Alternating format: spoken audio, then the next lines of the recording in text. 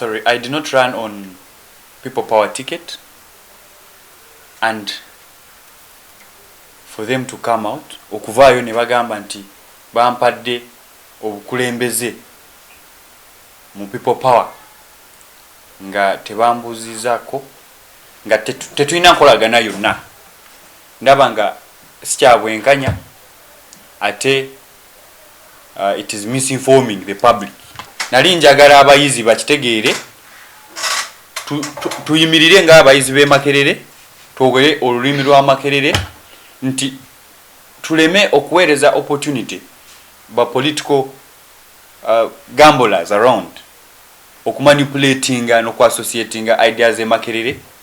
Oluusi tufunamu obuzibuzibu e Makerere, naye bwe bibaamu abana b'abifuzi bayingiramu, they blow everything out of proportion.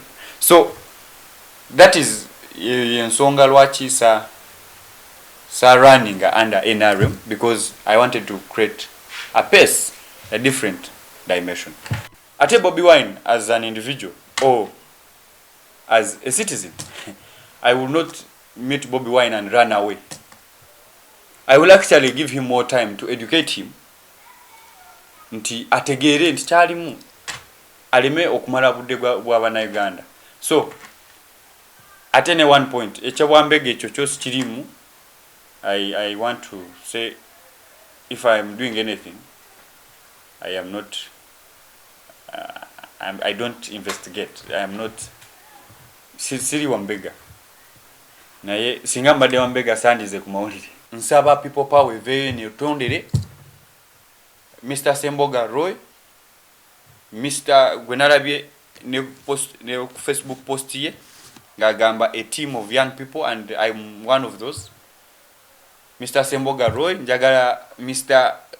Senyonyi ne Honorable Chagulanyi okuvaayo banetondere because of deforming my character. I am not that character. Bwe batatonde kiri gye bali, naye balina okwetonda by default, because tebasobola kujja ne baweereza amawulire amafu. Nina okusaba bannayuganda nti tulina okukyusa mu ndowooza. Omanyi ebizibu ebingi bye tulina bitandikira ku ndowooza. The Englishman says, if you do not know where you're going, even when you reach, you never know you've reached. So kitegeeza nti bw'oba tomanyi gy'olaga ne bw'otuukawo totegeera nti otuuse.